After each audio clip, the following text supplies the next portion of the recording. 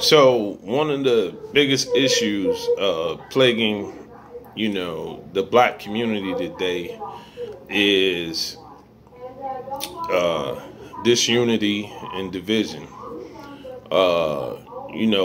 We obviously got a lot going on right now, and a lot of things. Well, actually, we've been had a lot going on for years. The racism that we receive as a community, the situations plaguing our communities, such as crime, drugs, the police, killing us and brutally attacking us when those things aren't necessary. And I could go through a list of people in that situation. We talking about, the white supremacists have stepped up their game, and they are on the attack of the black community. And then we have, ourselves, mainly the younger people, that are gang affiliated or street affiliated, that find reason to want to kill each other, which is very prevalent in our day and time. And so I speak up against a lot of these situations. And I feel like, it's my responsibility as, a person that has knowledge itself to share the knowledge with my people. One of the biggest roadblocks that I've encountered is the division. One of the biggest areas of this division is in religion.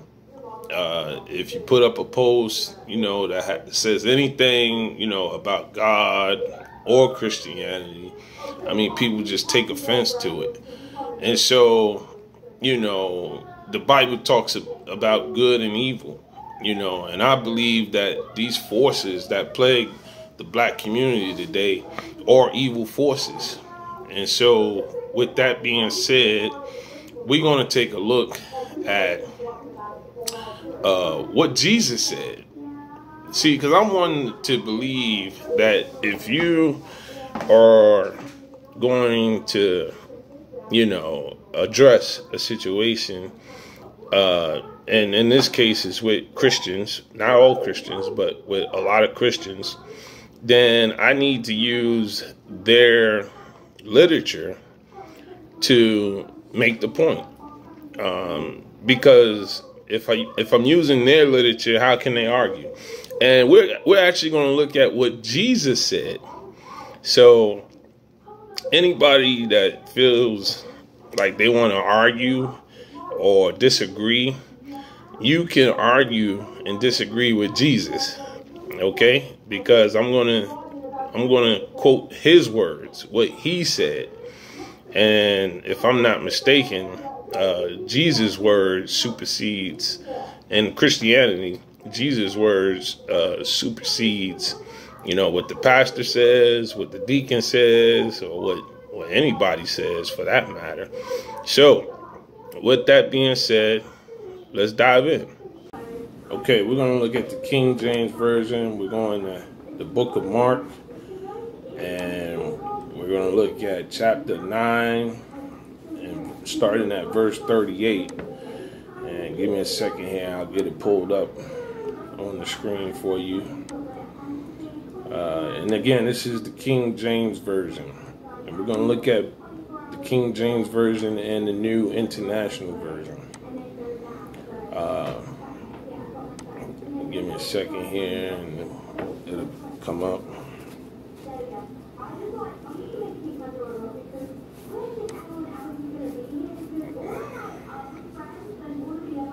Again, Mark 9 and 38. Starting at 38. And it says, John answered him, saying, Master, we saw one casting out devils in thy name, and he followed us not. And we told him, because he follow us not. Jesus said, forbid him not, for there are no man which shall do a miracle in my name, and that lightly speak evil of me. For he that is not against us is part of us. That's what Jesus said. For he who is not against us is part of us. And I'll explain this as we go along, but I want to also look at Luke. I want to go to Luke chapter 9 and 50, and this is the same story. It's just going to say it again. It's going to reiterate. And John answered and said, Master, we saw one casting out devils in thy name, and we forbid him, because he followed us not. And Jesus said unto him, forbid him not, for he that is not against us is for us. So that's the King James version of what I want to present to you today. And so we're gonna look at the New International Version and what it says. Mark 9 and 38. And so I'm going down here, and it says,